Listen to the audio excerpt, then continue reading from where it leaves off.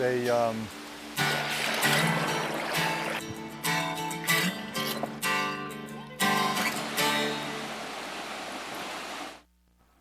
Hello, welcome to Walk in the Park. My name is Tony Ingram, and this is being recorded on February 20th, 2020. February 20th, 2020. Episode 232. You can see all my episodes at my website, walkinthepark.tv. Walkinthepark.tv. That is a URL, a listing in a website. So this week we are going to go to Enfield Falls. Where is that? Well, it's more commonly known as Lucifer Falls in Robert H. Treman State Park. And this story is going to be called The Rescue of Enfield Falls. And we're going to do a bunch of history. In fact, that's what we're going to do is history. So, okay, so follow along here. We're going to start off. We're going to go back into the 16th or 17th century.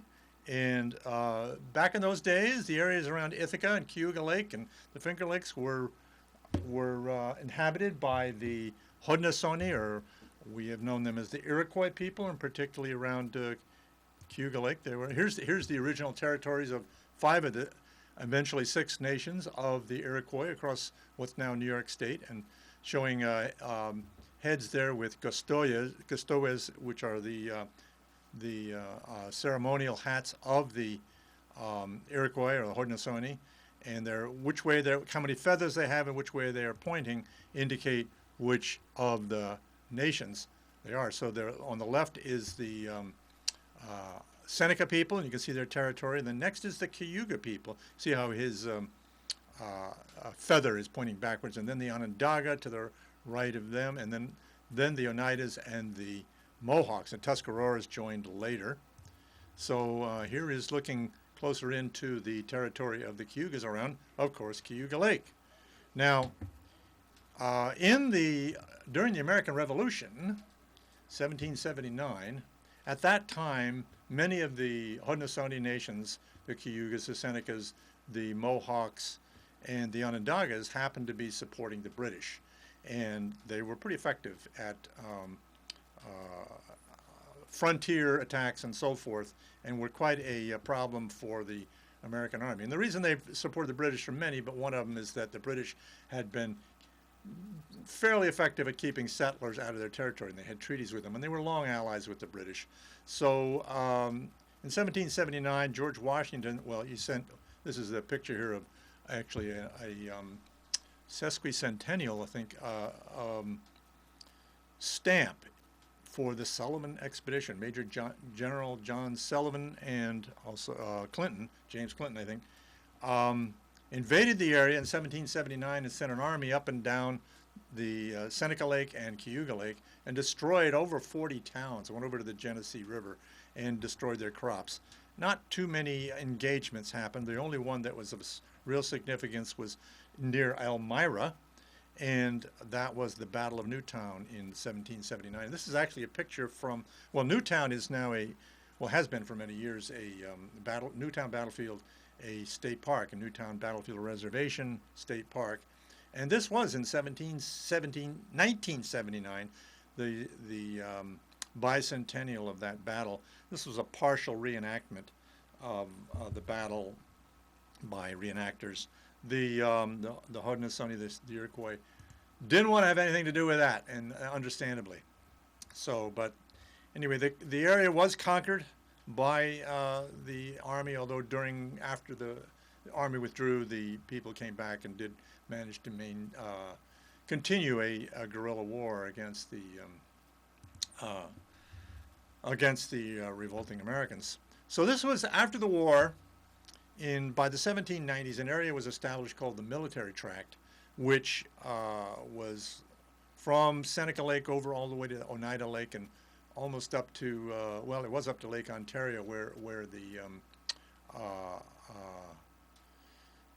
Cayuga County goes, and then all down to Tioga County. So it was a huge area that was mapped in the 1790s. Simeon DeWitt, who was the Surveyor General of the Army and then of New York State, had his map makers lay out all these towns in the Finger Lakes. And so they were, many of them larger than they are now. So let's zoom into the southern area of Cayuga Lake. The town of Ulysses included what is now Ithaca, and up into Trumansburg, and even over east of the lake. It was a larger town, which was broken up later. And soldiers who had fought in the war, and particularly had fought in the Sullivan campaign, many of them were awarded, and as payment for their war service, were awarded lots in the area. And this fellow, Abner Treman, was said to be the founder of Trumansburg, and he had a lot of about 600 acres, and this is obviously assigned to him in the Trumansburg area, and he built some mills and such. Here's a memorial to him in a cemetery in Trumansburg, and we look in a little more closely, you can see his name, Abner Treman, there. There were different names for Treman. The Treman family over the years either had they either had different spellings of their names, or other people spelled their names differently. For instance, Tremans and Tremaine. Tremaine spelled a couple of different ways, and even Truman. And so ended up in records with the post office that being called Trumansburg instead of Tremansburg, and that stuck. And the family, the Treman family, never decided to change that, or to have that changed, and maybe they were just fine with that. So, okay, let's go on. Here is a house of the son of one of the sons of Abner Treman was Ashbel Treman, and he and his brother built a flour mill in Mecklenburg. This is his house in Mecklenburg, which is just over into Schuyler County and up on the farther upper reaches of Teganic Creek, as a matter of fact. And he was described as a merchant, a farmer, and a businessman. And then, let's see, then he had some sons, 3 sons, and they took over his hardware store in Ithaca, someone else's hardware store, and that became a very prosperous company. And they became a large corporation, actually. And so they sold hardware and household goods and so forth through the area and elsewhere in the country. And they also had a big foundry where they made agricultural implements and household implements and things like axes and a whole variety of different tools and so forth, as there were technological innovations in the 19th century for agriculture. So they made quite a bit of money. And they went on. Let's see. Here's actually their store, the Treman King and Company Hardware. So, yeah, some of the things they made: mechanical tools, their inventory, I should say, shelf goods, house furnishing goods, oils, glass, and bar iron, and steel. And the foundry produced many implements for agriculture and transportation. And so this is actually on the corner of Cayuga Street and what's now the Ithaca Commons. Let's go over here. This is a later version of it. So that's right on the edge of the Ithaca Commons, on the southeast corner of that intersection with State and Cayuga. But the building burned down, I think it was in 1921, and it was replaced. And this was the building that replaced it, and a more recent picture. But this became the Montgomery Ward building, which lasted until the 70s. And the company did downtown. So anyway, the Treman King and Company, hardware and so forth, dissolved in 1939. So what does this have to do with Enfield Falls? Well, we'll find out. Okay, so the Tremans were very enterprising, and they got into banking. The Lafayette Treman he was one of the 3 sons. Let's see, I didn't really say their names, did I? So that was Leonard Treman, Elias Treman, and Lafayette Treman. So, okay, so Lafayette Treman became director of the Tompkins County Bank in 1853, and he was then succeeded by his nephew, Robert H. Treman, who's the best known Treman in the area. And they also had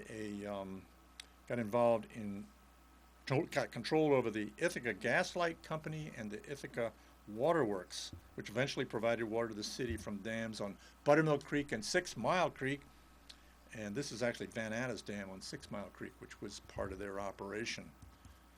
So Robert Treman, He attended local schools and Cornell University and joined the family hardware business in 1878. In 1891, he was elected director of the local bank, and in 1932 became chairman of what was eventually known as the Tompkins County Trust Company. He was also a director of the Federal Reserve Bank of New York from 1913 to 1931. So he actually had some prominence in the state, too. So back in the old days, early America, rivers and waterfalls were usually seen from a utilitarian standpoints. Places to harness the power of water, for instance, or otherwise they were often seen as, regarded as with fear or seen as useless. In 1839, Abner and Mary McLellan, Treman's seventh child, so this is going back, they were the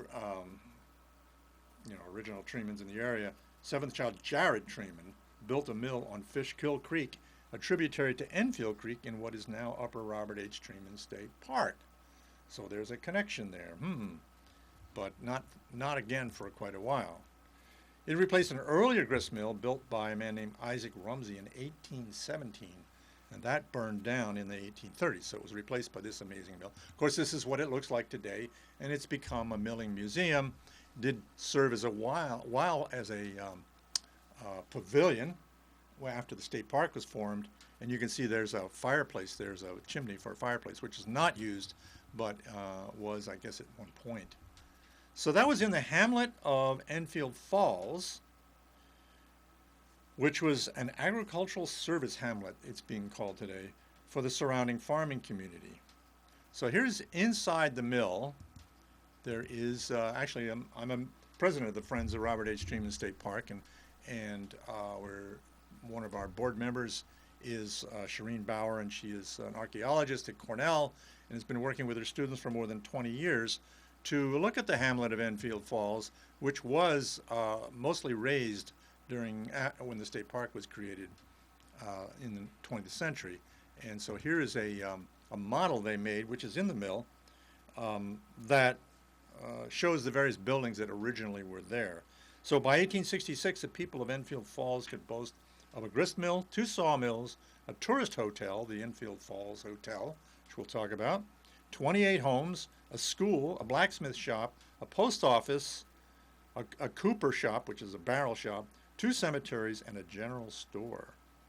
So Enfield Falls was named for what was later was the name of the falls that we now call Lucifer Falls, which was named during the tourist era, I think probably in the 1850s or so, to give it a more, ominous name or something like that.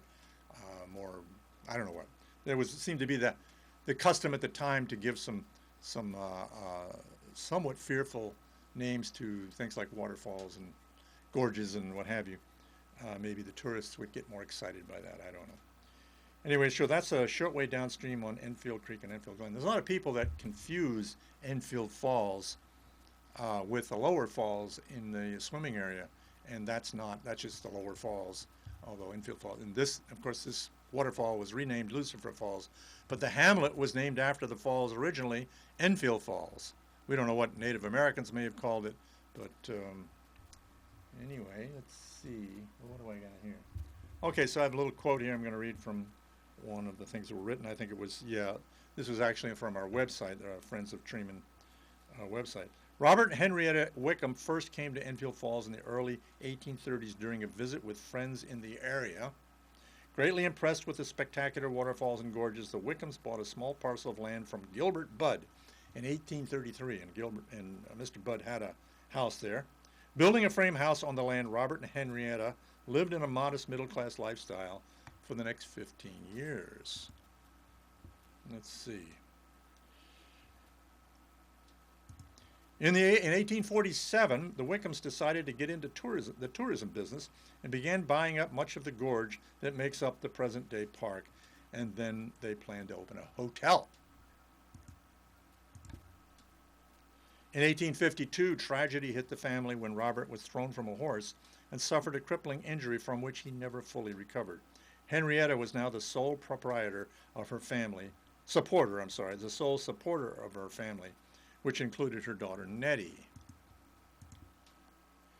In 1853, Henrietta opened a hotel. In 1856, after the successful start of her new hotel, Henrietta Wickham purchased a house from Albert Chapman. She converted the building. Let's see if we have a picture of the house. Nope, I don't have a picture of the house. I should. I thought I did. Anyway, it doesn't matter. She converted the building from a general store into her home for a family and lived in it for decades. As a woman in the 19th century, roles outside of those of housewife were severely limited. Becoming a successful and respected business owner was no small feat.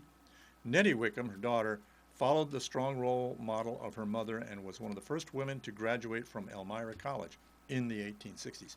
By the way, this picture was long sought. We knew it existed, but we finally found it, and a man named David Kramer located it and has allowed us to use it, so I want to give him credit for that. So, scenic walking tours were first designed by Mrs. Henrietta Wickham, the original owner of the hotel.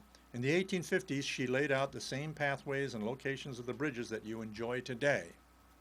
Although, of course, her wooden staircases and fragile bridges have been replaced since by safer pathways and stone bridges.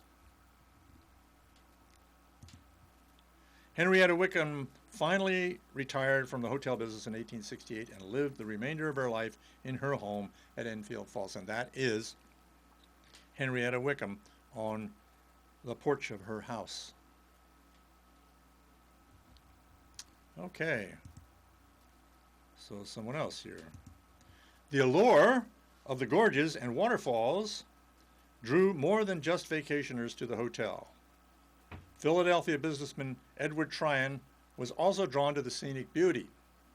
Edward Tryon was the owner of the Edward K. Tryon Company. Among the subsidiaries was a gun factory, a wholesale business, and a retail store in Philadelphia. In 1878, Edward Tryon purchased a small lot, less than an acre, for his summer home, and then he bought the hotel and gorge property from Henrietta Wickham. Let's see what else we got here. Oh. Allen H. Treman, one of Robert H. Treman's two sons. The other was Robert E. Treman, which was often known for his marriage to Irene Castle, who was of silent film, Ithaca silent film fame, and elsewhere in the country is famous as well. Anyway, Allen Treman described his father's love of our local landscape. Quote, "My father's keen appreciation of natural beauty led him to buy land, remove houses, plant forsythia, and construct stone steps to enhance enjoyment of picnickers and passers-by. From him I learned to treasure the lakes, gorges, dams, and mill ponds which form so much of the landscape of upstate New York." So let's go on to the next. In the gay 90s, a popular pastime for people from Ithaca was to get a picnic party and go to Enfield Glen to eat and walk in the gorge, which had been improved by paths, steps, and bridges. Often they would go by means of a four-in-hand, a horse and carriage, which accommodated 12 to 15 people. It was quite a trip because of the hill which had to be climbed before going into the Enfield Valley. A 25-cent admission fee was charged at the upper entrance to Lucifer Falls, the big falls in the ravine. Now that might not seem like much money, but 25 cents back in those days might have been quite a bit. It might have been an hour's pay or something. So I remember looking at the early, some of the payroll records of early park workers in the 1920s, and they were getting like under $50 a month for pay. So 25 cents was considerable back then. Okay, so what do I do in there? Let's see. This is, for some reason, the popularity of the ravine waned about 1910. Let's see if we get the right picture. Okay.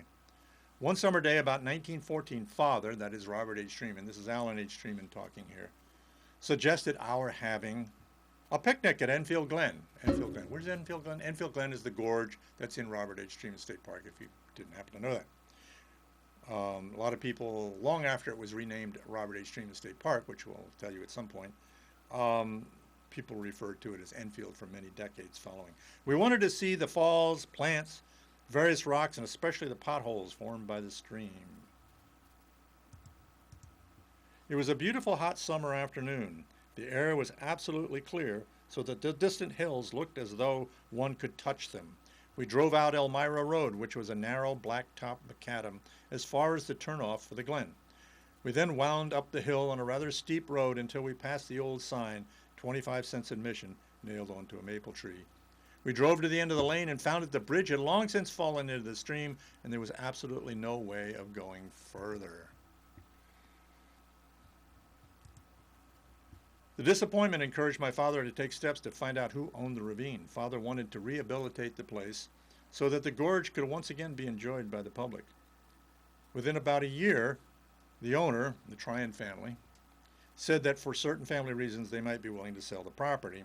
As a result, the Upper Glen, Mill Pond, and Fishkill Creek, part of the other branch of Enfield Creek, and the farmhouse were purchased by Robert and Laura Treman.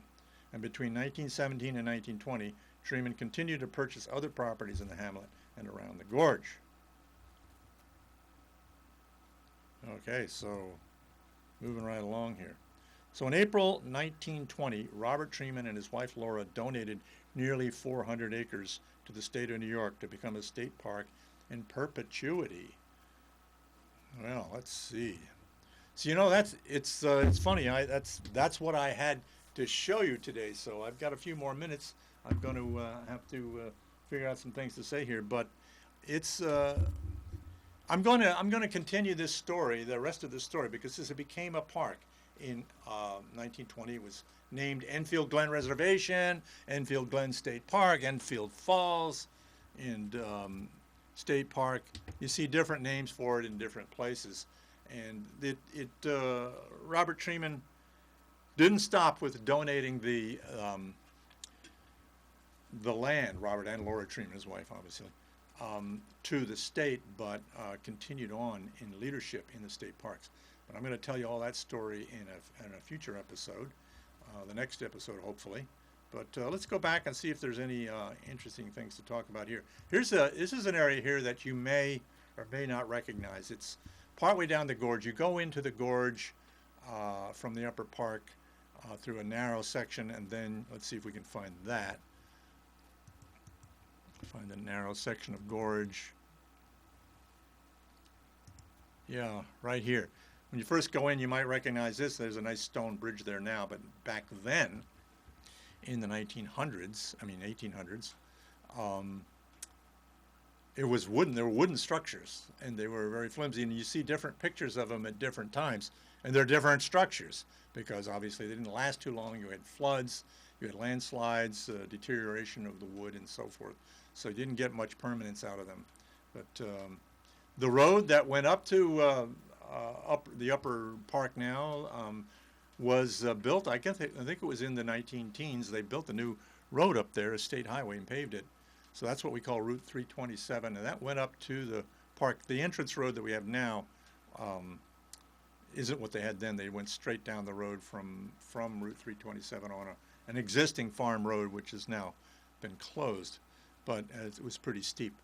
But that was one of the deciding factors in making the place attractive to Robert Treman, saying, hey, they've built a new road up here. It's much easier to get up here, and the place has gone into decline. People weren't, I don't know, the summer homes were many of the homes had become summer homes, and the weren't as many permanent residences. The mills were declining or stopped altogether, and the mills were based on water power. Water power is being supplanted by electric power, by steam power, other forms of energy that weren't dependent upon being in a source of water like this, a water power. So the mill operated the let's see if I can find that picture again. That was way up to the front here. Okay, so this old mill is actually after it was closed. I don't know, maybe around 1920 or so. It might have been then. I don't know exactly when this picture was taken. But the mill was no longer operating by the time that the Tremans donated the land that they had purchased to the state. And I don't know if the Tremans actually, they actually envisioned the state park initially. There wasn't a state park in the region. There was the Watkins Glen State Park, which was which was created in 1906, and the state was working on it in the late 1890s to turn a former resort, just as this was, into a state park. And there's a big hotel that burned down in 1902 or so. And actually the hotel that was one of the things that the hotel at Enfield Falls Hotel, that burned down somewhere after 1906. So by the time that the Tremans got there, they found that the hotel was in ruins, and the roof had fallen in, and there had been a bad fire, and some of the other buildings, I guess, weren't in good shape either. So it was a wreck, and the trails would fallen apart, and there wasn't. Let's see if we can get the. Oops. I was going to show the pictures of the trails in the. Oh, here we go. So here's a picture of the Lucifer Falls. You notice on the left it says Enfield Falls near Enfield Center, New York. Look on the right, you can see railings there, wooden structures, and there's staircases up to the upper right, going up around the falls. That's all, of course, stonework now. And there was a bridge in there which is not really visible that went over a gap. So that was all in disrepair. And I guess he purchased the land in the spring. I think it was about, well, I don't know exactly when it was. It was in 1916. They purchased the initial portions of land. They added to it. And by, I think, August of that year, if I'm not mistaken, they repaired these trails, and they had local workmen get in there and repair some of these wooden structures. So people were using it before the actual state park was created. I don't know if they wanted to create a state park, but they decided that's what they would do. So that's what they did do. So, yeah. So this was replaced, this sort of structure, eventually, by park crews and so forth, in the 1920s and 1930s. We'll get into that story in the next episode of what happened there, and we're going to go beyond. We're going to go beyond just what happened with the Treman family and Enfield Glen. This is the first park they got really involved in as far as the state parks are concerned. They also were involved in preservation of other gorges and scenic areas in the Ithaca area, and we'll get into that as well. But Robert Treman became a big leader in the development of our parks in the region, and that's what we will talk about next time. So that's pretty much it. That's what I've got to tell you today, and stay tuned, and we'll talk about more in the future. A future episode, probably the next one. So thank you very much for joining me, and we will now go to my goodbye video here. We can get that up. Yeah, coming right.